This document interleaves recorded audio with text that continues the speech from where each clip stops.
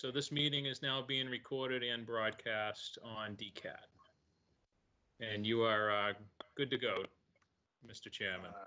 Good evening, everybody. I have a bit of script to read because this is an online remote meeting. So I'm going to read this script, and we need to check.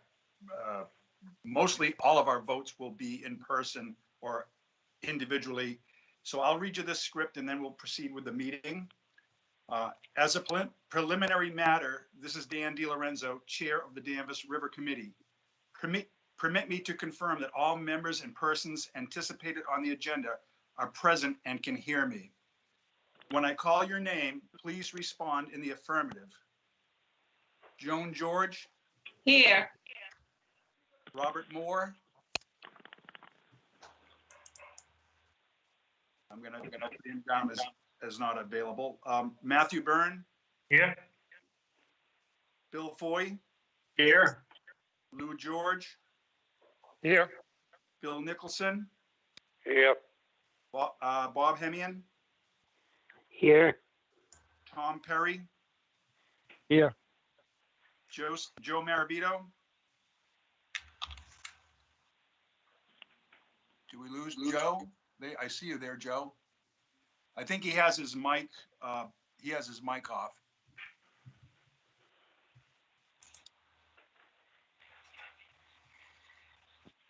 And Gardner Trask.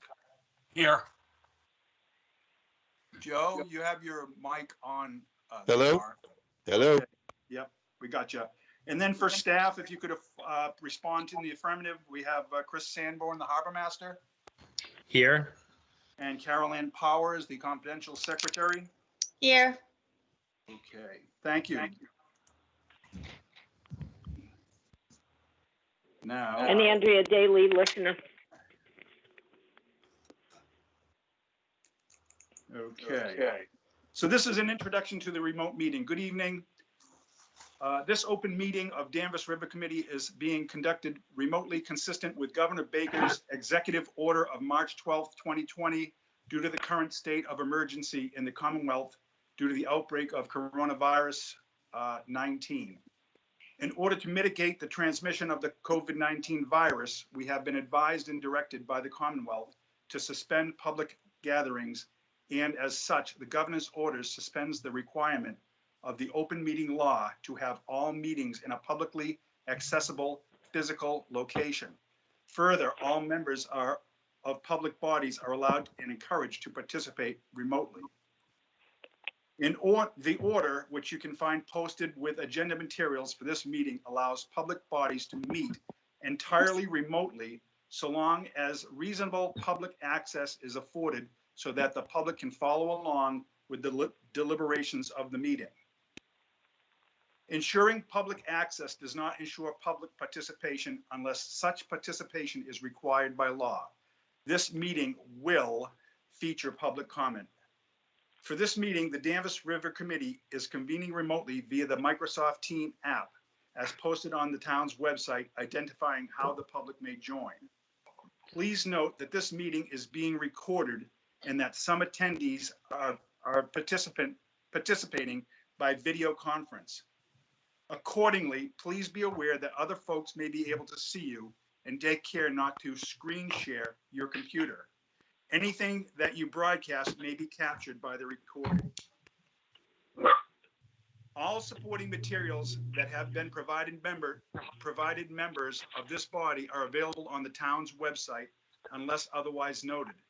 The public is encouraged to follow along using the posted agenda unless I note otherwise. And I have some meeting business ground rules.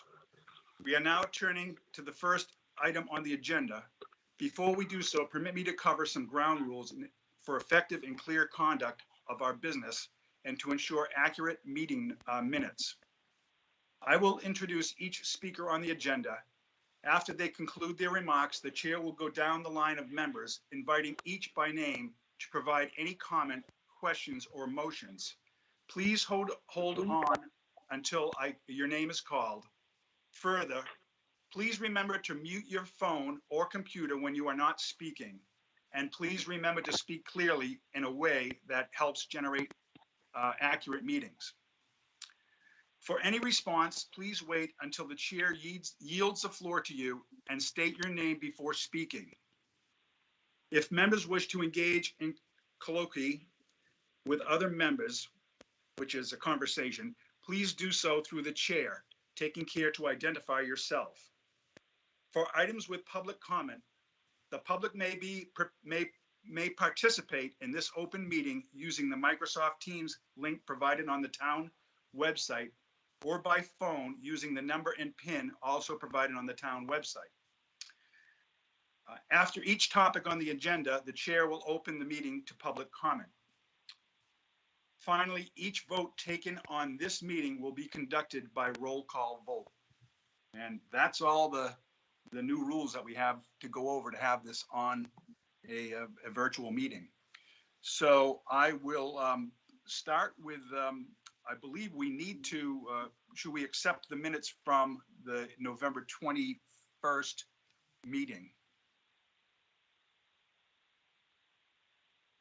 Would anybody like to make a motion? Bill Nicholson, Bill Nicholson? Bill Nicholson, I will ask for approval of the minutes. Thank you. Bill Nicholson has made a motion to approve the minutes. Do I have a second? This is Bill Foey. I'll second that. Okay, Bill, thank you. Bill Foey has seconded. Now we'll have to take a roll call to accept the minutes, I believe. Is that correct, Carol? Joan George? Okay, Matt Byrne? Matt, are you mute? I think you're on mute, sorry. Yep, I support the minutes. All right, Bill Foy, Yes. Lou, Yes. Bill Nicholson, Yes. Tom Perry, Yes. and Joe Marabito, Yes. and Dan DiLorenzo says yes. Thank you, everybody. Bob Hemian, did we get Bob Hemian? I'm sorry. Bob? Nope. I say yes. Okay. All right, now we can, I believe, go on to the first item on the agenda.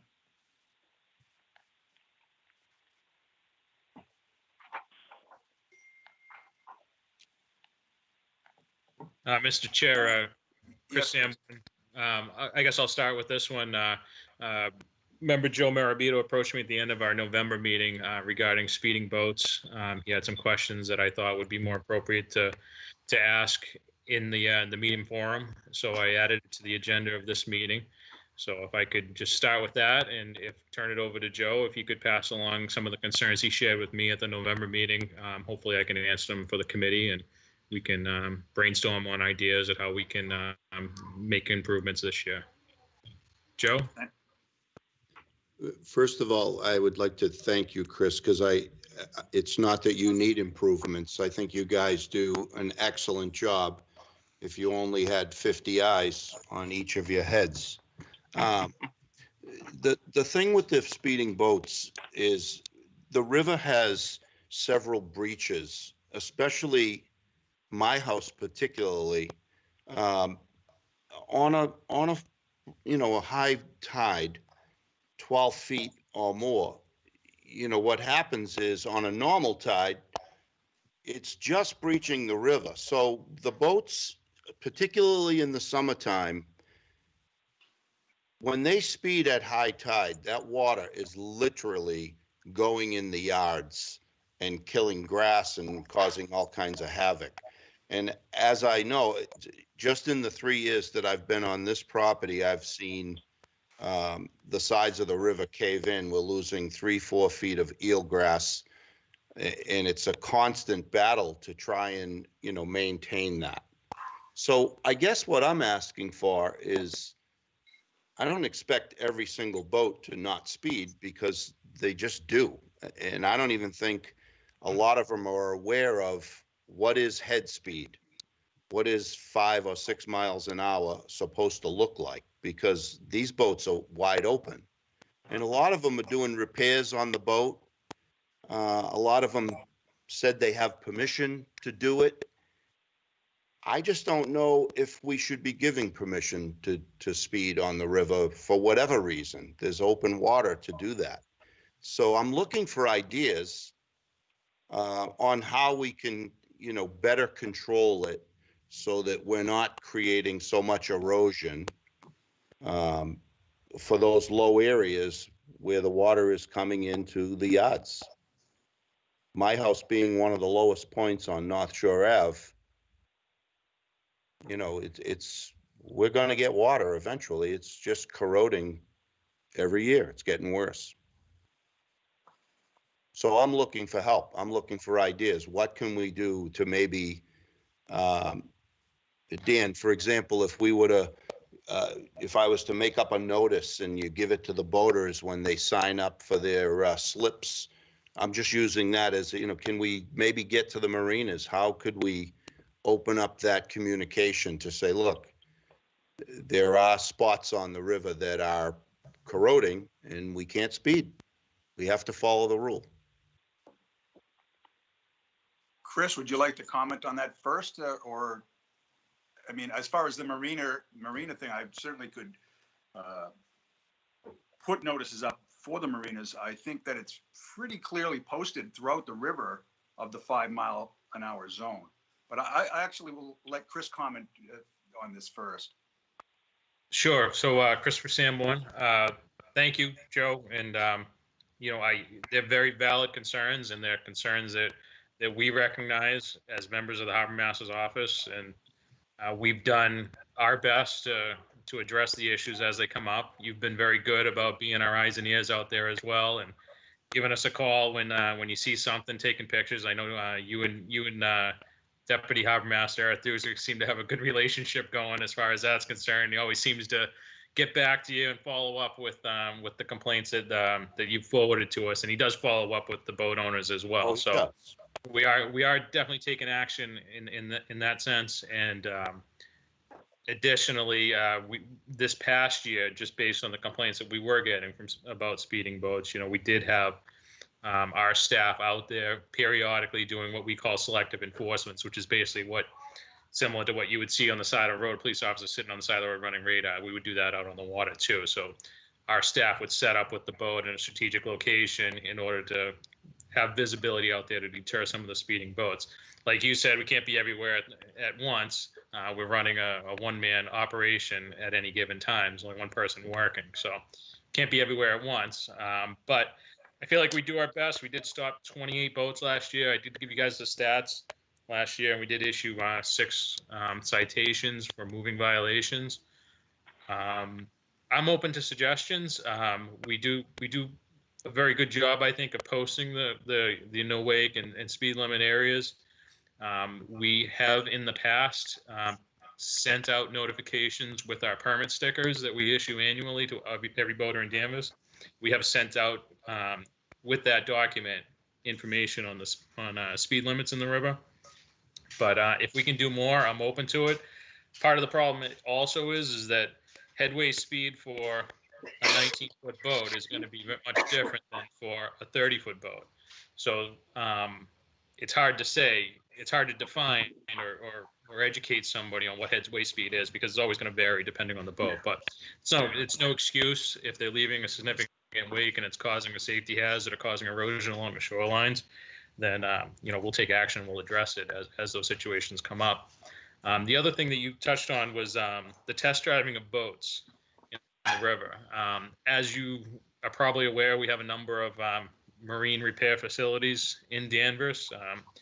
And when the town board of selectmen several years ago adopted the speed limit regulations for the harbor, my understanding is that there was an exception that was made for these facilities, these marine maintenance facilities, to test their boats that they're repairing between the 2 red cans. And they have to communicate that to us before they do it. And it's very strictly regulated. We typically will only allow it to happen at low tide so that it minimizes erosion. And we take notice of the size boat that's doing it. We're not going to have 40-footers out there wide open test driving, a boat. Those boats are going to have to go out to open water. But we try to work with some of our facilities that are our businesses that are running here in Danvers, and it's sometimes it's just not practical for them to hit open water every time they have to test a boat. But we work with them, and it's very strictly regulated. And if that needs to be changed in the future, then we can certainly move in that direction. But I hope that answers some of your questions. Sounds like somebody has. Looks like Gardner and Joe. So I see that. I'm going to yield. Well, I see that we have a few hands up, so I think the protocol here might be to go through each person and ask for comments. I also neglected to mention that Gardner Trask is with us here today. I didn't have him on. I had him on the bottom of my list here, missed him. So welcome, Gardner, officially. So I will go through our committee and ask if anybody has comments on a one-by-one basis. So Joan, I'll start with you. Joan's on mute, by the way. Okay. Matt, you're on mute as well. To work here. Sorry, Matt. I think Chris has addressed it well, and I think going forward into the coming season, I think we'll have to see what modifications can be made in terms of keeping an eye on things. But it sounds like there's a good action. She's on here. Thank you, Matt. Bill Foy, any comment? Just two. First, I think it's a great idea just to limit it to low tide for the testing, and that should not aggravate the problem that they're having with the houses at high tide. I can see that would be a real problem. The other thing is I don't know whether speeding is a case of they just don't know any better, or they're just kind of scofflaws. And kind of adding in, but a little bit different, wondering if we could perhaps encourage all of the people that are boaters to take one of the squadron safety courses by maybe giving some kind of a discount on their slip fees. So because there's so many, we hear of it every year, so many people out, too many people on the boat, they sink, and so many people that just don't even know the rules of the road out there.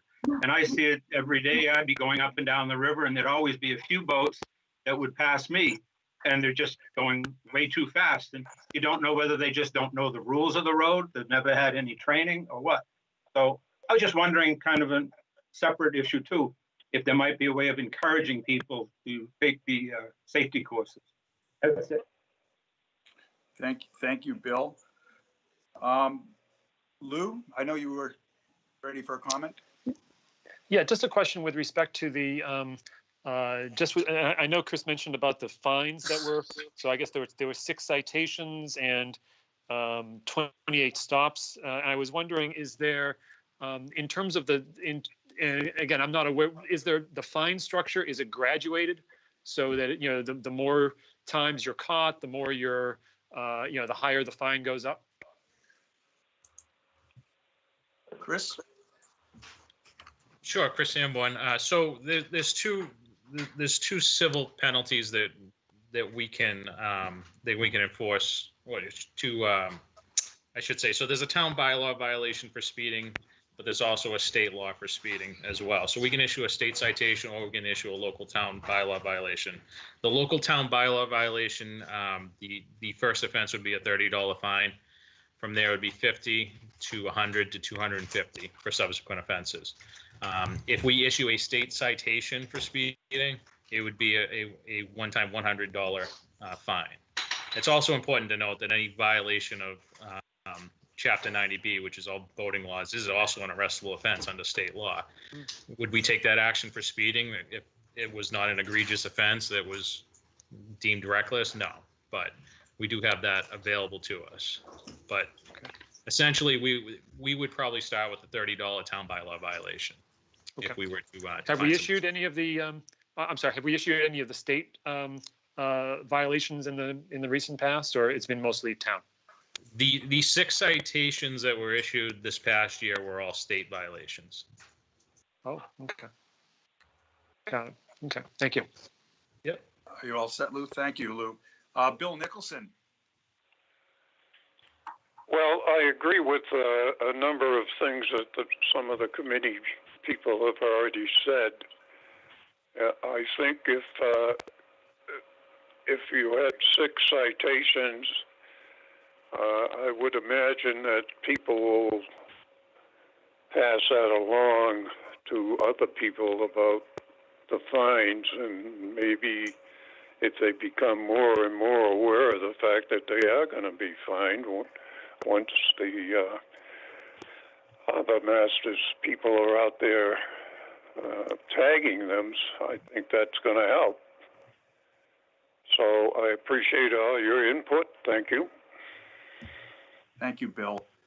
Tom Perry? Yeah, I agree with most of what everybody's saying. The channel's marked very well for the speed and stuff. So I don't think the notification is the problem. Chris's guys, he's got a great group of guys over there. I can see that firsthand. But I think a bit of it might be ignorance, but I think a lot of it might have to do with arrogance. I hate to say it, but people think they spend a lot of money on a boat, they're going to drive it how they want to, you know. So that might be a little piece of the problem too. Thank you. That's it. Thank you, Tom. Bob Hemian? Here, as a former assistant harbor master, I kind of have been out there quite a bit when people have requested to test their boats out, and 2, when we got a call or somebody was saying that they were speeding.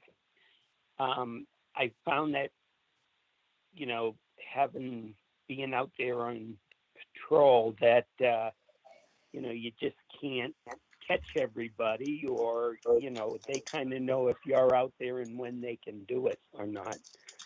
So it's a hard thing to regulate. Like Chris said, it's pretty good that we did give out citations, you know, and it is well marked, the 5 mile an hour zone. And normally the people that come in and out know the river, so they know the speed limit. And it's just a matter of, well, okay, I want to get from here to there in a hurry. And, you know, it's hard to monitor all the time, but with the cameras out on the river now, that's a better way to see people doing it and catch them. So I think it's a process that's in our favor because of the cameras, and I think that, you know, it's just hard for one person to be out there all the time. So you know, I don't. Go ahead, Bob. Okay. No, I was just going to say, I don't know if, you know, giving them credit for a boating course would be the answer. Theoretically, they're all supposed to, or would be helpful to have that knowledge. But it's just, you know, usually it's the people that know better, but just trying to get away with a little something. Thank you, Bob. Joe, we're back to you. This is, you're at the. Joe Marabito, sorry for prolonging this. A couple of things, Chris. Your guys do a fantastic job. You're very limited. This is a big river. I've been a boater my whole life. My father used to build boats. $30 fines. I think that really, I don't know if that's a state thing or whatever, but a bag of grass seed for me is $200. So the boats that we're talking about are 40-foot boats that say get permission between the cans. Maybe we have to look at that rule, because between the cans now has breaches along that bank. So there is a pond to the right over by the golf course that people can open it up all they want in there, and that won't affect anything. But the boats that are speeding, we're talking about 40-foot boats that are coming by for repair or whatever they're doing. And the wakes that they're leaving are really caving in the embankments. And it's along with regular boaters, without making boating become, not fun. It's supposed to be an activity that's fun. That's why I'm looking for ideas. We need to think out of the box, because I lived on Martha's Vineyard and I know very well how erosion can affect homes and people's lives. Easily when the houses flood, you're into $100,000 worth of damage. And we're heading that way. I'm thinking in 3 years, if we lost 3 feet of embankment, what's going to happen in 10 years if we continue to give permission between the cans? So maybe it's as simple as looking at that as to telling these bigger boats, 30 footers that are coming at half throttle to watch the boat plane off. You know what a half throttle boat does. That's leaving a 3 to 4 foot wake slamming against the embankments at high tide. It's just, I don't want to prolong it, but maybe we should just think about it and look into the future. Maybe raise those fines a little bit and they'll think twice, $30. I mean, that seems insane. Can the town do something about adding to that? Yeah, so if I get I'd like to pick up on that if I could. Yes, Gardner, go ahead. All right, so a couple of comments that I'm thinking of. One is, I'm certain that Chris and the team do a great job, and I'm certain they're also constrained in the same way police are constrained when someone says, someone just sped down my street. There's a level of, if they don't see it, they really can't write the ticket kind of thing. Correct. So there's part of that's in there. But a couple of things were mentioned tonight. One is, I've been a selectman for 15 years, and I don't remember that we actually gave a waiver to people who are working on boats. I'd like to see that and reconsider that. And if it doesn't specifically say low tide, it should. And the other is, I'd like to find out, I think the fines are way low. A guy who has a 40-foot boat, $30 isn't even a tank of gas for him for the day. Or even 5 or 10 gallons of gas. He probably uses more than $30 getting out of Danvers. So I'd like to actually ask Chris if he could find out what neighboring areas do for fines and see if it's an opportunity for us to increase those, and what the state limits it. Sometimes the state limits what we can do. For example, I know we can fine up to a certain amount for handicap parking, but the state caps that. But I have no problem going to, a 2-tier system where we maybe do half the max and then go to the max. I don't know how many of the 6 were repeat people. So that would be interesting to know. And then one last thing is, Joe's right on the corner. I don't know how many of you actually live on the water. Joe's right. He's one of the properties behind Sunnyside, right at the bend. So he's seeing it coming straight down from the bridge and coming from Danvers. Joe, I want to ask you, are the people you seeing primarily coming in or going out? Or It's both ways. Chris knows, they're out there at 6 o'clock at night, where we call it the parade, when everyone's coming home. Some of these boats are pretty hefty, and they're passing in the channel. They're literally passing. So being out there on my kayak one night, and everybody's coming in, and I'm fighting the wind, and I'm trying to get in on a kayak. This 40-foot boat is coming right at me, and I'm doing everything I can to get out of its way, and he ain't slowing down. So he literally started with the profanity, screaming at my wife and I to get out of the channel. I have no business being in the channel. And I said, actually, I have the right of way, and I live in the channel. I'm trying to get home. It's like, you need to slow down. And it is a problem. This isn't a problem with Chris's group. I do have a very good rapport with his guys. They're great. And there's only one at a time. There's a lot of boats that come by.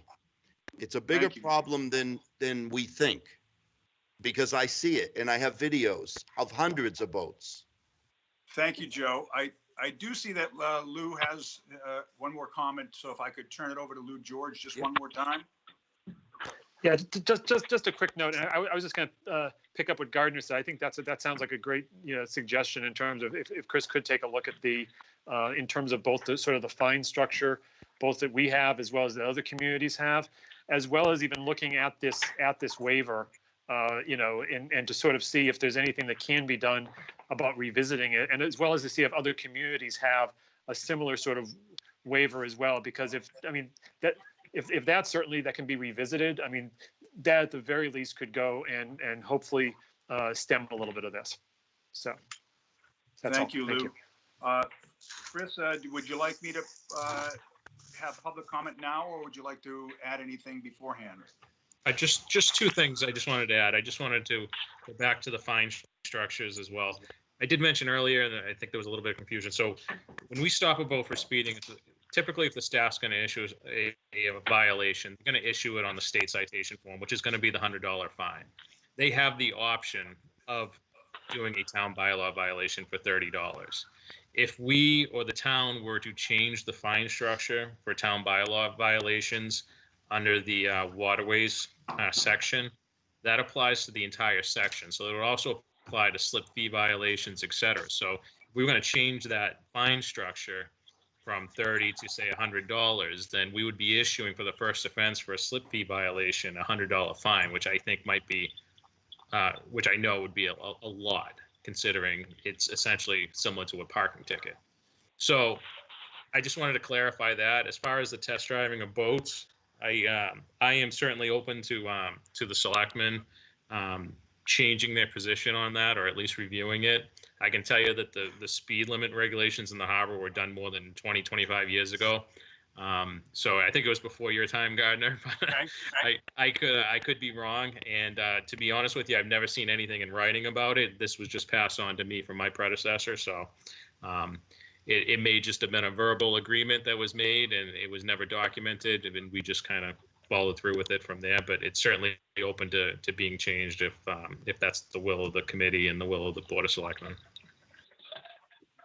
Thank you, Chris. At this time, I'd like to open it up to any public comment, and I know we have Andrea Daly and Mike McCarthy with us. Mike, would you like to have anything there? Sure. Thank you for having me, Mike McCarthy. I live at the end of Tibbetts, so I see many of the boats coming in and out of the river. And so as I look at this particular issue being speeding complaints, I know that I've been, one that's actually called, and I'm very appreciative of Chris and his entire team. They are very responsive to people who go by. I know I spend about $1,000 a year just working the scratches out of my new boat that I have on my dock from the wake of boats going by. Headway speed is one thing, because it's very difficult, because I was also a large boat owner to put the boat neutral and coast and then put it back to try to meet a 5 mile an hour thing. But the idea of speeding up between the red cans, I do want to let you know that I've been around since 1970 with boats. And so I remember where the 5 mile an hour marker was, and I remember water skiing in front of those red markers. So putting it all into perspective, I am aware of, a decision at one point on allowing, the marinas to be able to test. I love the idea of low tide. I think that wouldn't at all destroy eelgrass, as I look at a comment regarding 3 to 4 feet of eelgrass being destroyed on an annual basis. That is, if that's accurate, that's incredible. So we should definitely do something. So again, from my position, I do think I agree with arrogance as a constant throttle behind boats, and I think that we should try to slow them down for the convenience of other boats and the other damage that's unseen until you pull the boat out of the water. So anyway, that's my 2 cents as a public guy. Thank you, Mike. And Andrea, are you there? Yes, I am. Would you like to provide any public comment? Yes, I would. May I? Sure, go ahead, Andrea Daly. Yes, Joe Marabito thankfully moved into our neighborhood, and he's right on target with these boats going fast at the beginning and the end. I have a suggestion.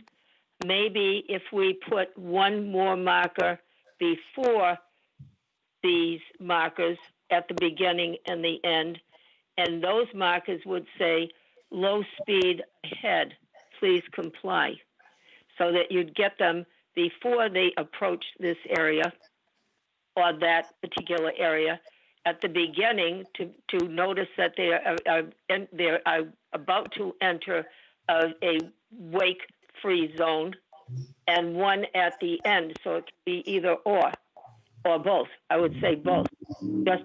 Just like a blinking yellow light saying that there's trouble ahead, and that may help out. I do agree that the low tide issue is a good issue because we're losing feet. We've been in this neighborhood since 1974, and we're losing feet each year. That's my comment. Thank you, Andrea. Chris, do you have anything additional before we go on to the next item, Chris? I do not. Thank you, though. Okay, thank you, everybody.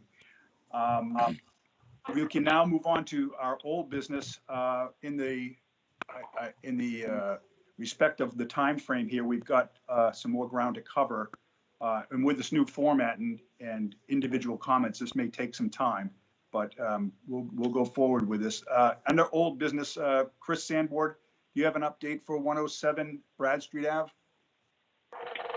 I do, Chris Sanborn.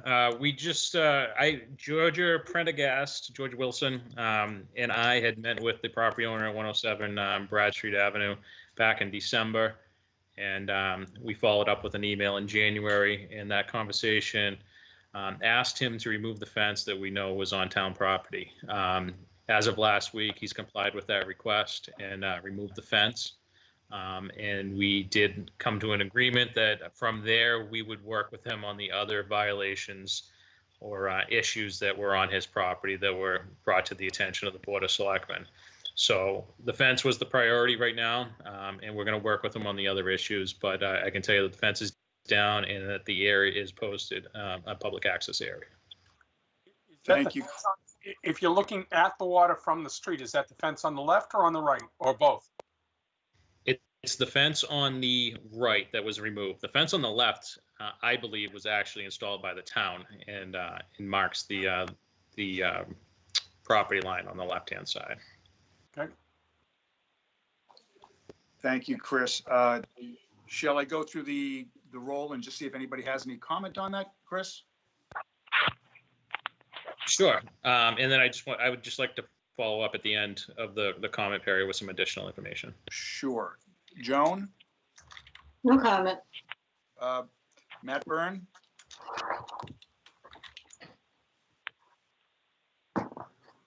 Bill Foy?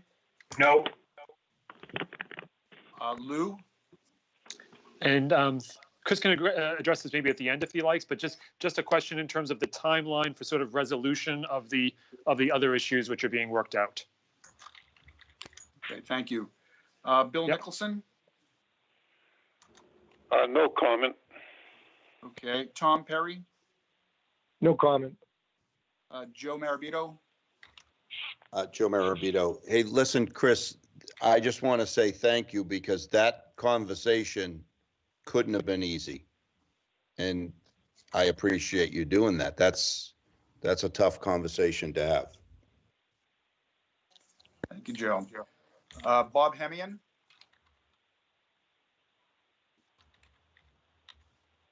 No comment, sorry. And Gardner? All set. Okay, back to you, Chris. Chris Sanborn again. Just to follow up on Louis' question regarding timeline. So the other issues are more conservation, DEP, and Army Corps of Engineer issues that need to be addressed at that level that my office will work with them on. But Georgia, from our staff planner, from Conservation. She's our liaison to the Conservation Commission. She's got a good grasp of what's going on, and she'll be forwarding that information on to the Conservation Commission, I would think, at their next meeting, and hopefully come to some sort of resolution, but we're on top of it. Thank you, Chris. Great, thank you. I will open it up to public comment for if anybody has anything quick to add. Yes, I do. Andrea Daly. Hi, Andrea. I'd like to know if the town has made any advancement in the grants that they were going to be looking for in order to establish the parameters by survey of all of the rights of way to the water in Danvers. Were they able to secure that grant? Chris, would you like to address that, please? Sure, Chris Samwa, that was actually the other thing I wanted to talk about. As of last week, we were advised via letter from the governor that we did receive the $15,000 grant that we applied for, and we will be getting started with that survey work, identifying the encroachment areas, and working to improve the public access signage and boundary markers. So that is a bit of good news. That is absolutely great news. I'm doing a study also on the rights of way to the water, and there's so many of them that are not marked on most maps, and you may want to use the town engineering department to identify those properties that are rights of way to the water and have the names in front of you. Thank you. Thank you, Andrea. Chris, do you have anything to add to finalize that topic? I do not. I just, we're going to use that grant funding. We're working with Hancock Associates to do the survey and the deed research work on that for us. So we're going to hit the ground running with that within the next couple of weeks. Thank you, Chris. Our next item on the agenda is the budget and warrant articles. And that's another item for you, Chris. Yeah, not much to update from our last committee meeting on that. We're level funding our operating budget this year. That we didn't ask for any increases. There's no capital request items being put forward. And as far as warrant articles, the only warrant article right now that we're preparing would be for the earmark of funds for dredging, which is the annual request that we make for about $20,000 towards the anticipated cost of engineering, planning, and permitting for our future dredging projects. Thank you, Chris. I will go through the roll real quickly in case anybody has any comment. Joan? No comment. Matt? No comment. Bill Foy? No comment. Lou George? No comment. Bill Nicholson? No comment. Tom Perry? No comment. Joe Marabito? No comment. Bob Hemian? No comment. And Gardner? I'm all set. Okay, thank you. Anybody, any public attendees would like to comment? No comment, Andrea Daly. Thank you. Then we'll go on, we'll move right on to the next item, which is the Crane Riverbank stabilization, and that's Chris Sanborn again. Not much to update on this topic either from our last meeting. We didn't get a lot of positive news from the regulatory agencies on our push to stabilize that bank, which I informed the committee of at our last meeting. I did check with our town engineer, Stephen King, before the meeting tonight, and he basically told me that we're pretty much at a holding pattern until the next round of grants are being advertised, and we'll put in for that grant and hopefully get some support from Coastal Zone Management through that grant program that they offer for the type of revetment that they're proposing us do in that area. Thank you, Chris. We'll go through the roll again to see if anybody would like to add any comments on that. Joan? Nothing. Okay, Matt? No comment. Bill Foy? No. Lou? Just one quick question. When is the next round of funding? So for Chris, when do we anticipate at least kind of, giving it another shot? Chris Sanborn, Lou, I'm not 100% certain, but I feel like usually the state grant advertisements are put out in the spring. with a July 1st being the start of the fiscal year, being the award date for the grant funding. But I'm not 100% certain. I can follow up with you on for the next meeting. So spring of this year, correct? I believe so. I'll check into it and I'll have an update for you at the next meeting. Great, thank you so much. Thank you, Lou. Bill Nicholson, No comment. Tom, No comment. Joe, All set. and Bob Hemian, No comment. Gardner. All set. Thank you. Any public comment on that item? Yes, I do. Andrea Daly. I've made presentations before previous boards of the River Committee. And at this particular time, we were talking about the next round of funding for a study of a Crane River bank stabilization.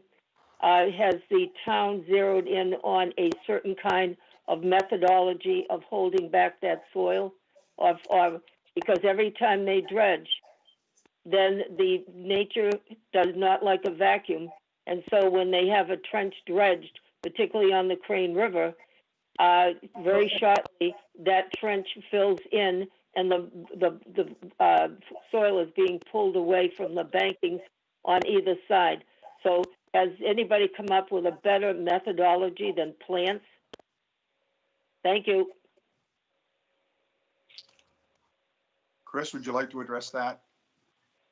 What the current Sure. methodology is? I think the short answer is that from a town's perspective, we want a stone review. We knew that was not going to be allowed. We were given all those indicators ahead of time that was not going to be allowed. So we put forward a hybrid solution of both stone and plantings.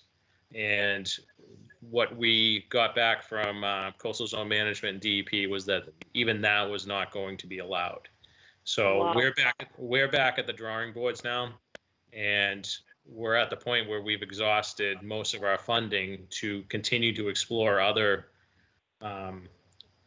sources, other ways of holding back that erosion. So we're dependent upon grant funding at this point to continue our exploration to see what will ultimately get approved by DEP and Coastal Zone Management. So like I said at the last meeting, unfortunately there's no good news on the topic right now. Thank you. Thank you. Chris, it's Dan DiLorenzo. Is there something that Coastal Zone Management or they would suggest that you do rather than, putting it out there? Is there a method that they could suggest that we go to? They have, and I don't think the committee wants to hear the answer. But it's essentially been what we did back in the 90s that we know failed. They want to do it a different way. They want to add additional rules. I forget the technical term from core roles or something. But they want to do the same sort of revetment, just done in a different way. And it may be our only way of doing it, but if we can get secure grant funding for it rather than an appropriation, then it would be worth exploring anyway. All right. So. Thank you, Chris. Mike, do you have any other public comment? I don't. I do Thank not you. at this time. Mike McCarthy, no. Moving on to the next item is kayak storage, possibilities of having kayak storage along the river. I mentioned that at the last meeting that we had back in November that I had seen in Beverly a very successful kayak program. I do believe that we might look into it and maybe start with something small to see if it was feasible, perhaps along the river somewhere. And Chris, you might have had the opportunity to look into it or not, I'm not sure. Yes and no. So you had mentioned, I believe it was you at one of our previous meetings, that perhaps this would be a good Eagle Scout project, and I agree. This would be a great project for an Eagle Scout. I was approached by a Boy Scout troop recently, looking for a list of projects that they could do, and this was included in that. So hopefully we'll hear back and maybe whoever this Eagle Scout candidate is, that maybe this is something that they'd consider taking up, because I think it's a great idea. I think I think it would get heavily used. Sandy Beach would be an ideal location for it. Right there by the water, if we could find a way to secure them to the racks. So I think it's a great idea. But I will continue to get the word out there that we're looking for somebody to take on this project. And if we find that there's no interest in it, then it's something that we as a town can certainly do. It'd be easy enough to make these racks. So. Yeah, it's Dan DiLorenzo. I'm wondering if I'm sure that there are some kind of racks that are readily available to purchase, and I'm thinking that the first year's rental of the area, which would probably be a minimal amount, might help pay for the racks if there was no Eagle Scout that could do it. What I would be interested in is maybe finding out what Beverly does and what they charge. I know they had a lot of interest because every rack was full that I saw. Might be a little bit of investigation to do with the harbor master there. I'll put it out there for just a quick public comment. I'll go through the roll. If anybody has anything to add, let me know. Joan? No, I'm fine. Matt? Nothing I'd add. Bill Foy? No, nothing. Lou George? Nope, no thanks. Bill Nicholson? No comment. Tom Perry? Yeah, I'd just like to say I think that is an awesome idea, and the beach would be a great spot for it. The landing this year was the craziest I've ever seen it, and a lot of times it was the kayakers taking up a lot of parking spaces and stuff. It just got crazy over here, and to have a dedicated spot for them, I think that's just an awesome idea. Thanks. Thank you, Tom. Joe? I as well think that's a great idea, and they're easy to make. So that's it. Thank you. Bob Go for it. Hemian? I think it's a wonderful idea. I do know that Salem has a waiting list that they people have to sign up for, and it's quite a while, sometimes a year or two, to get on the list. So there is a need for it, and I'm all in favor of doing it. So. Thank you, Bob. Gardner? Comment. Okay, thank you. Anybody from the public like to add anything? Yes, Andrea Daly. I'd like to ask a question, basically. Why the kayaks themselves, the storage of them, so that they'd be on store and locked under key. And Sandy Beach seems to be the ideal spot, even though the town owns the additional lot beside Sandy Beach that also has a chain link fence, which could be locked after hours. I don't understand why we haven't progressed a little bit further on this. Thank you, Andrea. I think that, we're at the point now where we're ready to pull the trigger on something, getting something started, even if it's something small for this year to see how it goes. We can get, maybe one rack at Sandy Beach just to see how it works. Thank you. Mike, did you have anything to add? I think it's a great idea. The amount of kayaks that we see going up and down the river is just increased. It's great. I walk to Old Park every day in Beverly. See the racks out there. They're always full. Very excited about this idea, and I think we're going to do well in Danvers. And by the way, thank you all for allowing me to join today. Appreciate it. Thank you, Mike. Mr. Chairman, Bill Nicholson. Yes, Bill, go ahead. I want to pass on a comment to Chris Samorn, if I could, through you. Yes, go ahead.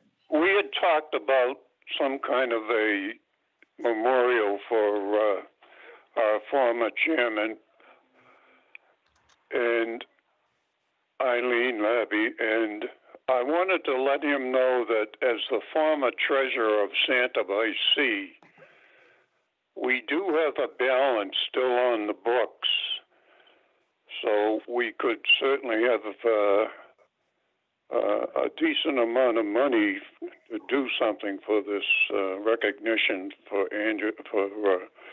Eileen, and I hope we can do it. So if you want me Chris to give you the actual amount, I can do that. I'd have to go back into my records, but I can do that for you. Thank you, Mr. Chairman. Thank you, Bill. I think that, you know, it seems like a good thing for me. I know that we talked about dedicating a mooring out there to Eileen and possibly putting a plaque or some kind of recognition at the harbor master's office. So I would be in agreement with that. And I guess you could talk to Chris and let him know how much was available. Maybe we could come up with something for the next meeting. Thank you. I see Joe has a comment. Go ahead, Joe. I'm just thinking, we get like a threefer here. If we fill the river with kayaks, the boats will slow down. If we're building kayak racks, maybe one can be specifically built really beautiful, and the plaque can have her name on that. Thank you, Joe. I'm just saying, it's an idea. Right. So we have a few ideas. Maybe that could go onto the agenda for next meeting, Chris, to finalize something in Eileen's memory. That's our last agenda item. I would go through quickly, everybody. I guess if there was anything else or any new business that you'd like to add for next month, I'll just go right through everybody quickly. If you have a comment to wrap things up. We're getting close to 7 o'clock here, so I'll just go through and you can have any final comments. Joan? No, I don't have anything. All right. Hi, Matt. All set, Dan, thank you. All right. Bill Foy? All set, Dan. Lou? Yeah, all set, Dan. Bill Nicholson? Good job, Dan. Thank I have you. no comments. Tom? All set. Joe? All set. Bob Hemian? All set. Thank you, Dan. And Gardner? I'm all set. All right. Anybody from the public? Yes, the public is very, very happy. We've accomplished a lot of ideas and a lot of thoughts. I want to thank everybody for doing so. Thank you, Andrew. Bill Nicholson, I make a motion to adjourn. Bill has made a motion to adjourn. Do I have a second? Second. Third. Joe Marabito, third. Who was the second? Bill Foy. Bill Foy, second. I'll go through one by one. Just say aye if you're in agreement. Joan? Agree. Matt? Aye. Bill Foy? Aye. Lou? Aye. Bill Nicholson? Aye. Tom? Aye. Joe? Aye. Bob? Aye. And Dan DiLorenzo, aye. Thank you, everybody, for attending our first virtual River Committee meeting. I appreciate all your patience with the system. Thank you, Dan. Thank you. Okay. Dan. Thank Thank you. you, Dan. everybody. Great meeting. Thank you. Have Yeah, great meeting. have a good night, everybody. Thank you. Thank you. Bye-bye.